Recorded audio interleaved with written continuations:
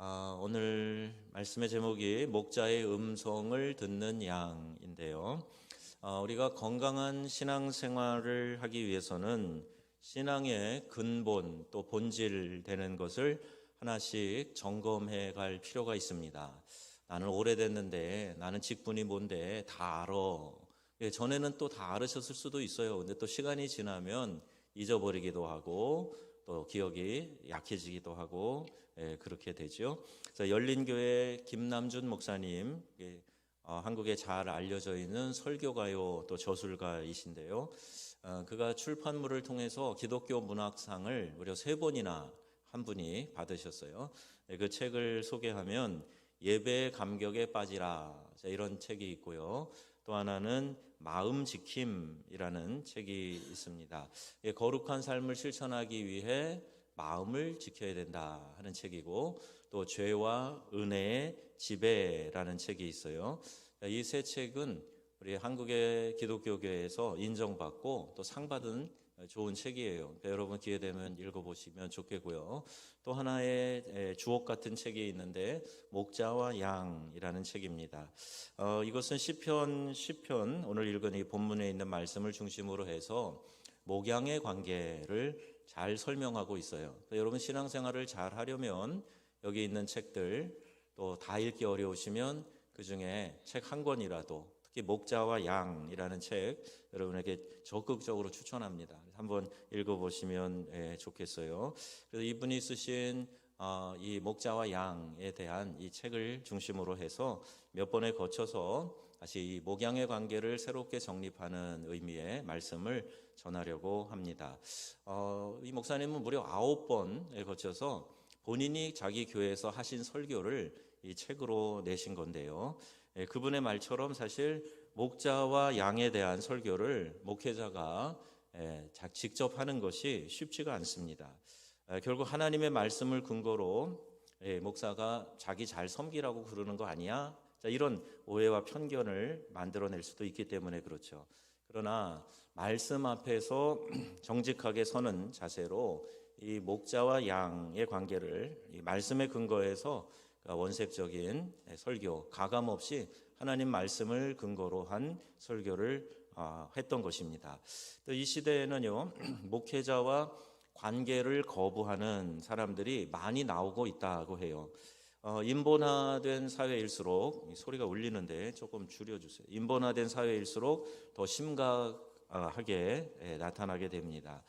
자기 폐쇄적인 사회에서 목회자가 개입할 틈이 없고요. 또 교회 안에 익명의 크리스찬으로 살아가고자 하는 사람들이 더 많아지기 때문에 그래요. 그런 이유 때문에 목회자의 역할이 잘 인정되지 않고 있는 법입니다.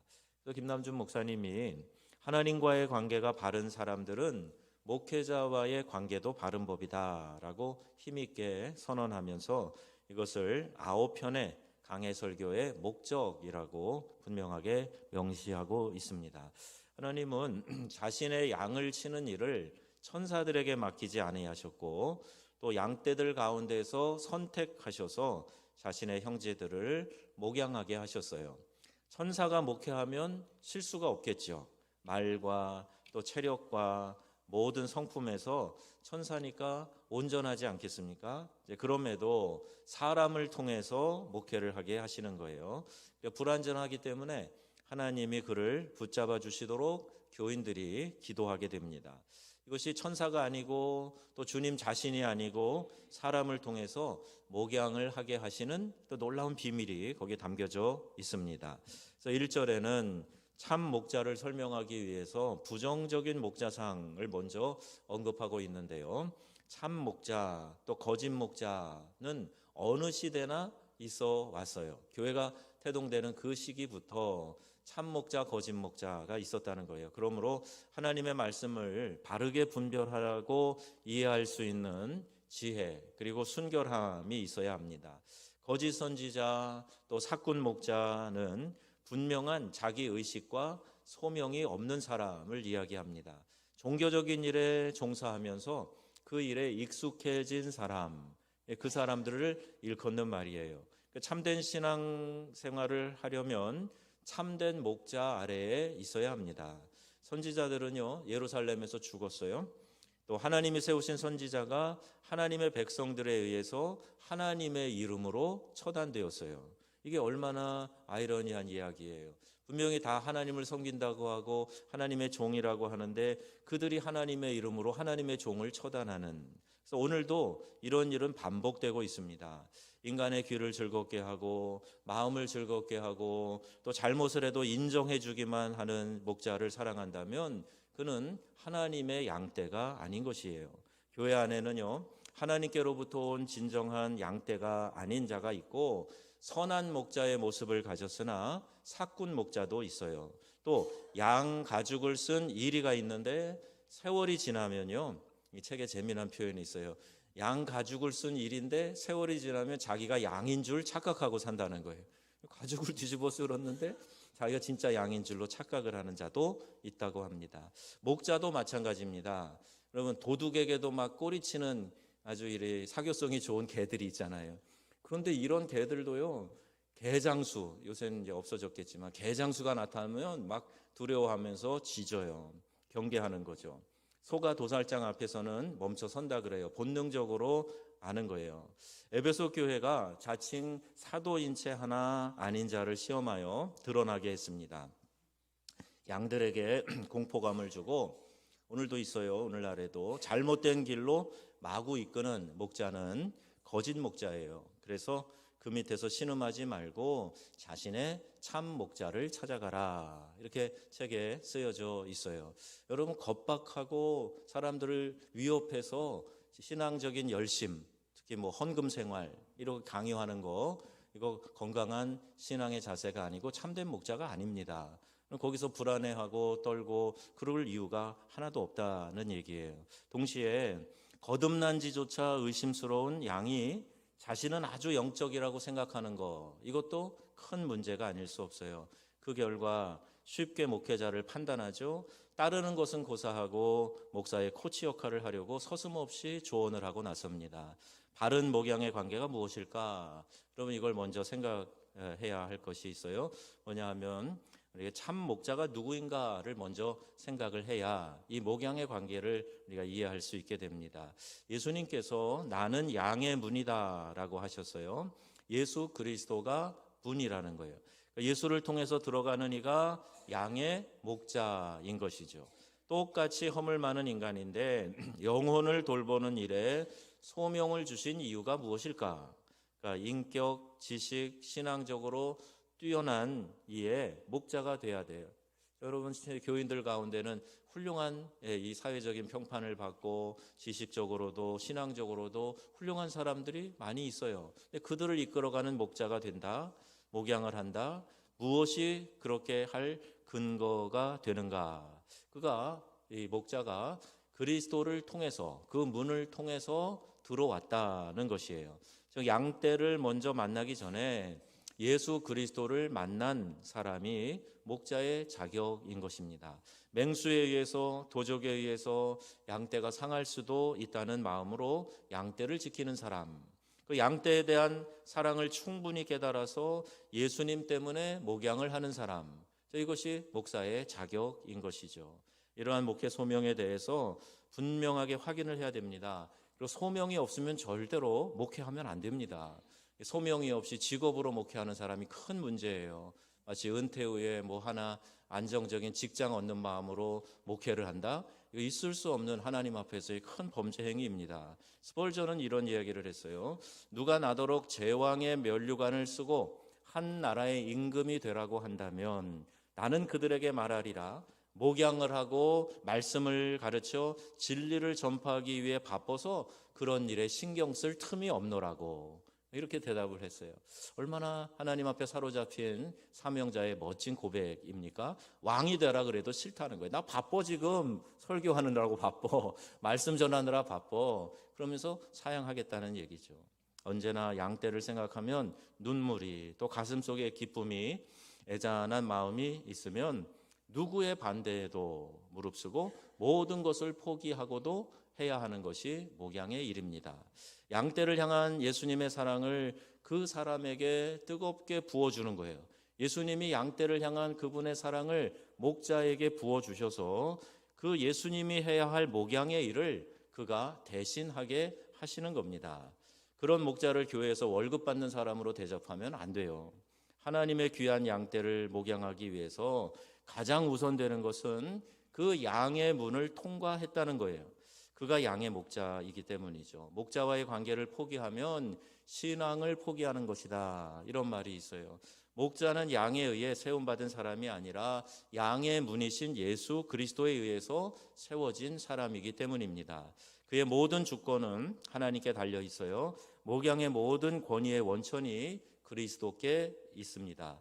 물론 투표로 절차를 밟았는지는 모르나 하나님께서 세우신 거예요.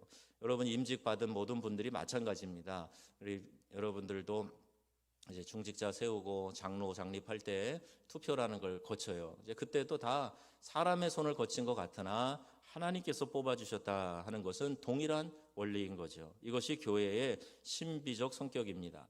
양이 목자를 만난 이유도 그리스도 때문에 만난 거예요. 예수님 때문에 목자와 양이 만나서 함께 목양의 관계를 맺게 되는 겁니다. 그리스도 때문에 여기 서 있는 것이고 예수님 때문에 목자에게 목양을 받는 겁니다. 요새 신방을 하면서 그런 경험들을 많이 하게 되는데, 정말 예수님 때문에 이런 대접도 받는구나, 예수님 때문에 이런 사랑도 받는구나, 목자 입장에서 느끼는 게 있어요. 여러분도 마찬가지죠. 주님 사랑하는 마음을 보이지 않는 예수님이 아니라 목회자에게 내가 협력하고 또 정성껏 같이 하는 마음으로 그렇게 돕겠다, 그렇게 섬기겠다, 그 같은 마음 아닐까요? 바로 예수 그리스도가 이유인 거죠. 의견이 달라도 예수님의 뜻 아래에 모두가 다 잠잠해야 됩니다. 우리 안에 올바르지 않은 것이 마음속에 있다면 이를 정리해 나가야 돼요. 목자와 양의 관계 속에서 이루어지는 것이 너무나 놀랍고 큽니다.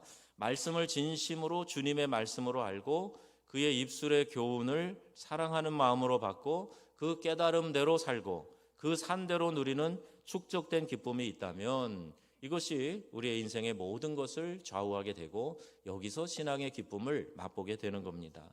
각자의 신앙 이력을 돌아보시면 내 신앙생활의 정점이 언제였는가 한번 생각해 보세요. 저는 벌써 여러 번 들었어요.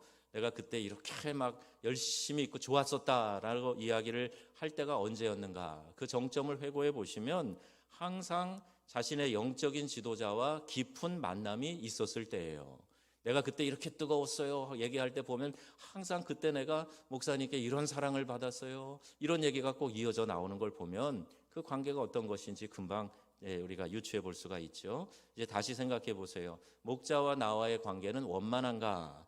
날마다 말씀을 전하는 사람을 예수님을 통해 내게 온 사람으로 받아들이고 있는가? 이것을 우리가 점검을 해 보아야 합니다.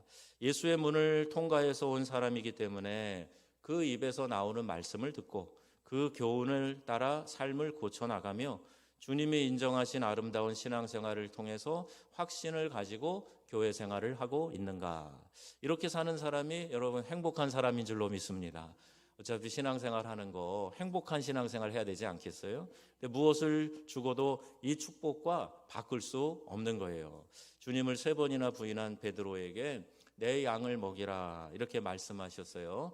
그때 예수님께서 물으신 질문이 있습니다. 먼저 뭘 물어보셨냐 하면 내가 나를 사랑하느냐 이렇게 물으셨어요. 3번 물어보시고 3번 대답을 들으셨어요. 베드로는 몇 번 부인했어요? 3번 예수님을 부인했어요. 예수님을 부인한 베드로였지만 예수님이 부활하신 후에 찾아가셔서 그를 이렇게 질문을 통해서 사랑 다시 확인하시고 베드로를 예루살렘 교회에 담임 목사로 부르기 위한 점검을 하신 겁니다. 지금은 별로 없지만 이후에 많이 생기게 될 양떼를 베드로에게 붙여주기 위한 조건의 질문이었어요. 내가 나를 사랑하느냐 이렇게 물으십니다. 그리고 사랑한다는 그의 대답에 주님 자신을 맡기는 것이 아니라 주님의 양떼를 베드로에게 맡기는 거예요. 내 양을 먹이라, 내 어린 양을 먹이라. 내 양을 먹이라고 그에게 위임하신 거예요. 목양의 모든 일에 참된 부르심의 기초가 되기 때문에 네가 나를 사랑하느냐 이렇게 물으셨던 겁니다. 영혼을 돌보는 모든 사람들 그 부르심의 기초는 하나님의 아들인 예수 그리스도와의 관계에 있어요. 그 사랑에 특별히 감화를 받은 사람에게 주시는 것이죠. 예수의 인격에 대한 분명한 체험도 없이 내가 소명을 받았다고 하는 것 거짓말입니다. 예수님의 인격에 대한 체험이 있어야 돼요. 그래서 그 사랑에 감격해서 내가 이 세상에 다른 어떤 일을 하는 것보다, 내 자신의 유익을 위해서 사는 것보다 그리스도를 위하여 내 삶을 온전히 바치겠습니다. 이것이 목양자의 소명인 것입니다. 절대 직업 목사가 되어서는 안 된다는 이야기예요. 교회에 있어서 가장 잘못된 것이 무엇입니까? 인간관계의 끈끈한 끈으로 연결되는 거예요. 아니, 교회 오면 서로 교제 친밀하게 하면 좋은 거 아니에요? 그래서 여러분, 우선순위가 뒤바뀌면 큰일 납니다. 그 이유가 뭐냐 하면 예수 그리스도와의 관계에 목마르지 않게 만들 수 있기 때문이에요. 먼저 주님과의 관계가 깊어지고 그 사랑의 관계가 된 후에 그렇게 모여든 성도들과 인간적인 관계를 잘 맺어가는 게 원칙인데, 먼저 인간관계 속에서 끈끈한 연으로 정으로 살아가려고 하면 이것만 있어도 예수님 없이 살 수 있어요. 예수님 없이도 얼마든지 감격하고 재미있게 교회 생활 할 수 있다는 말이에요. 그럼 뭐가 중요한 겁니까? 여러분, 교제를 강조하되 주님 없어도 되는 것처럼 강조해서는 안 됩니다. 예수님이 먼저고 예수님과의 관계가 먼저, 수직적인 관계가 잘 이루어지고 나서 그 다음에 수평적인 교인과의 관계인 것이지, 교인들과의 관계만을 추구하면서 주님과의 관계는 등한시하는 거, 큰 문제가 아닐 수 없어요. 기분 좋으라고 칭찬의 말은 많이 하는데 예배도 빼먹고 주님 앞에서 헌신적으로 살지도 않고 신앙생활 엉망으로 하는 사람 칭찬하고 격려하고 무조건 잘한다 하는 거, 이거 영적인 리더의 역할이 아닌 겁니다. 여러분, 이런 교회는 바벨탑 세우는 것과 다를 바가 없어요. 겉으로는 화려하고 멋있게 보이지만 그러나 실상 그 속에서는 사람들이 하나님을 거역하고 대항하기 위해서 쌓는 거, 이게 바벨탑 아닙니까? 은혜로 인한 교회 사랑인가, 끈끈한 정으로 연결된 교회 사랑인가, 이걸 잘 구분해 보아야 됩니다. 친척 관계로 이렇게 얽어져 있는 교회가 크게 성장하지 못하는 이유가 바로 여기에 있어요.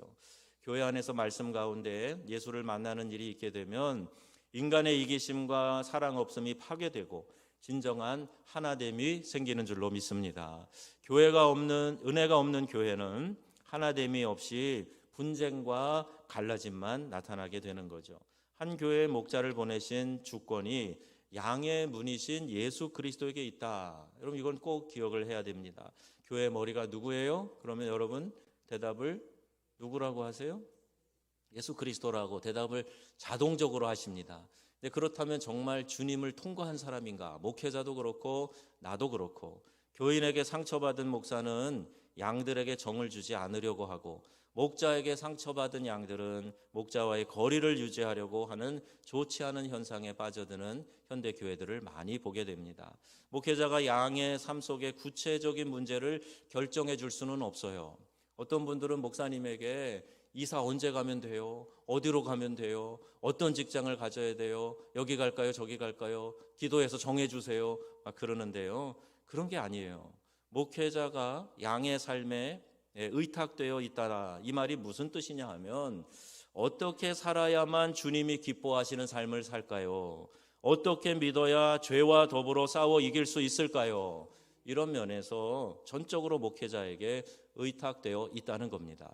여러분 인생은 여러분이 선택하세요. 그러나 여러분이 어떻게 죄와 싸워 이길까요? 어떻게 해야 주님 기뻐하실까요? 여기에 대해서는 철저하게 목회자를 의지하셔서 물어보고, 그리고 여러분을 점검 진단 받아보고, 그리고 신앙생활 해야 됩니다.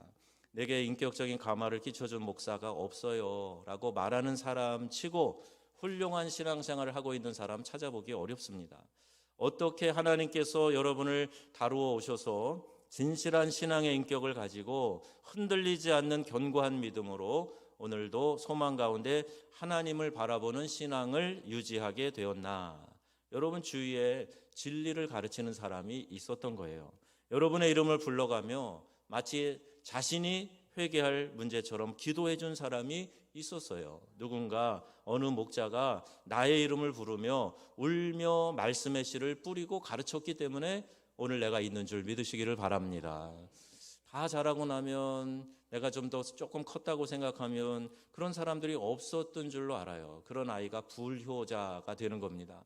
내가 자랄 때 어머니가 나를 이렇게, 아버지가 나를 이렇게 이끌어 주셔서를 깨닫는 사람이 효자, 효녀가 되는 거예요. 이런 믿음의 원리도 똑같습니다. 오늘 신앙이 부실한 이유가 뭘까요? 첫째는요, 하나님의 음성을 듣고 목자를 통해 나를 바로 세우려고 하는 하나님의 노력에 부실한 반응을 보였기 때문이에요.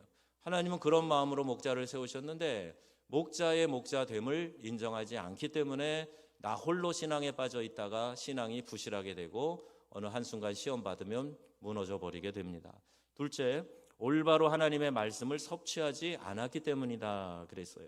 예수님이 산상설교에서 모든 교인들을 조용히 이렇게 앉혀놓고 말씀을 전할 때에 이 말씀을 듣는 사람들이 다 예수님에게 주목하며 사모함으로 말씀을 받고 있어요. 자, 이것이 양과 목자의 관계에서 일어날 수 있는 가장 특징적인 일입니다. 신앙적인 교감이 생기는 거예요. 그래서 그 가운데 살아가게 되는 거예요. 왜 하나님은 이렇게 의지하며 영향을 받아 살게 하셨을까? 목자를 세워서 영향을 끼치게 하신 것은 그들 무리를 이끌어 가게 하심이라 했어요. 그래서 양은 그의 음성을 듣나니, 많은 양떼가 있어도요, 밤에 우리에 집어넣고 사나운 맹수들이 접근하지 못하도록 우리 안에서 지키며 밤을 보냅니다. 그리고 아침에 이 양의 문을 열면서 목자가 양의 이름 하나하나를 다 불러요. 그러면 희한하게도 양이 목자의 음성을 듣고 자기 이름을 부를 때 매 하고 나와서 그 문을 통과해 나오는 거예요. 여러분, 이걸 보면서 수많은 양떼가 있어도 그 목자가 양들을 인도할 수 있는 원리가 여기 있습니다. 권위를 배격하는 이 포스트 모던 시대지만 여러분, 군대를 한번 생각해 보세요. 물론 요새 군대도 많이 바뀌긴 했습니다만은 그래도 변하지 않는 원리가 하나 있는데, 군대는 명령사회입니다. 지휘관이 한 사람이 명령에 의해서 움직이는 거, 그럼 군대를 그래서 비인격적, 비인간적이라고 얘기하십니까? 아니요, 군대는 그래야만 한다고 우리가 인정하고 있어요. 목적이 있는 집단은 한 방향을 바라보고 한 체계로 나아가는 겁니다. 여러분, 교회는 사명 공동체인 줄로 믿습니다. 영적인 싸움을 싸워서 구원의 방주의 역할을 감당하며 믿지 않는 사람, 멸망으로 가는 사람을 건져내기 위하여 이 땅의 악한 영의 권세와 맞서 싸우는 게 교회예요. 근데 교회가 오합지졸이 되면 되겠습니까? 교회는요, 명령체계로 돼서 착착 움직이고 한 방향으로 갈 수 있는 것이 돼야 그게 진짜 교회인 겁니다. 우리 4절에 보면 양들이 그의 음성을 아는 거로 따라가되, 기도 생활, 11조 생활, 주일 성수, 이거 하지 않는 사람들에게 목자가 어떻게 해야 되는가? 방법이 없어요. 저도 이렇게 저렇게 해보고 강도를 높였다 낮췄다 해보지만 이게 강요한다고 강제한다고 신앙으로 들어가는 거 결코 아닙니다. 불쌍히 여기며 기도할 수밖에 없어요. 아무런 권세도 없고 아무런 강제력도 없습니다. 단지 하나님의 능력으로 자기 안에 변화가 일어날 때 이것이 가능해지는 거예요. 그때까지 주님을 깊이 체험한 한 사람의 목자가 여러분의 신앙을 돌보도록 이렇게 그에게 위탁을 하신 거죠.